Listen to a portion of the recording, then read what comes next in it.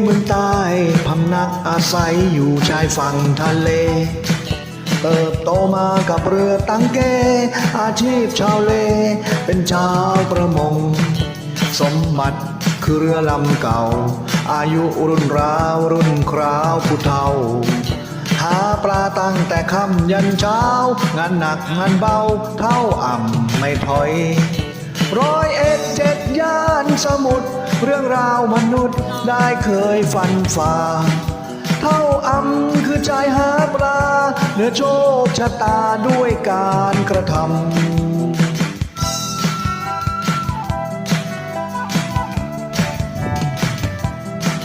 เท่าเล่โชคโชนชีวิตเรียนรู้ถูกผิดจากมหาสมุทร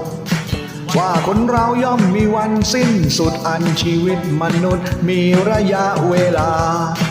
ฤดูการผลัดกันมาเยือนไม่สะทกสะเทือนสายลมแสงแดดอายุป่าเข้าไปหลัก8ออดแอดของธรรมดา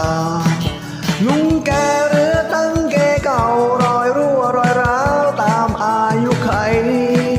สองสิ่งร่วมทะยานไกลร่วมวันร่วมวัยจุดหมายเดียวกัน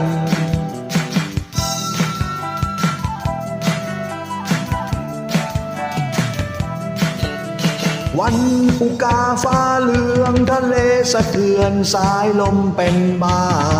แต่เท่าอ่ำยังใจออกหาปลามันคือค่ายาค่าพยาบาลอันชีวิตชาวประมงจนอยู่ด้วยความอดทนแล่นไปข้างหน้าจุดหมายย่อมหมายชีวิตปลาไปนำกลับมาเลี้ยงชีวิตคนถึงลมบนกระนำซ้ำเติมหนาวสั่นสะเทิมท้าทายคนกล้าผู้เฒ่าก็รู้อยู่เต็มอุราหนทางข้างหน้าเป็นได้สองทางทางหนึ่งลาดกับมาริมฝั่งอีกทางหนึ่งฝังร่างลงกลางทะเลชายเท่ากับเจ้าเรือตั้งเกหันหน้าออกทะเลไม่เห็นคืนมา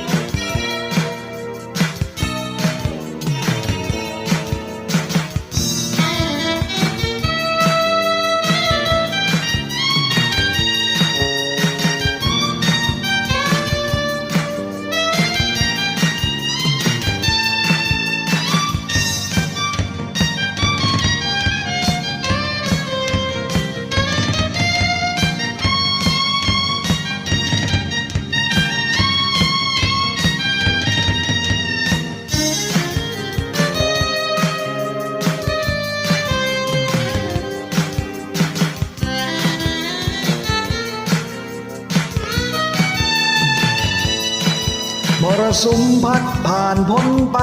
ท้องฟ้าสดใสทะเลเงียบสงบผู้คนยังถกเถียงกันไม่จบผู้เฒ่าชราหายลงทะเลเท่าอำลาจากไปไม่ใช่นิยายไม่ใช่วีรกรรมใครจะรู้ถึงการกระทำของผู้เฒ่าผู้เฒ่าทะเล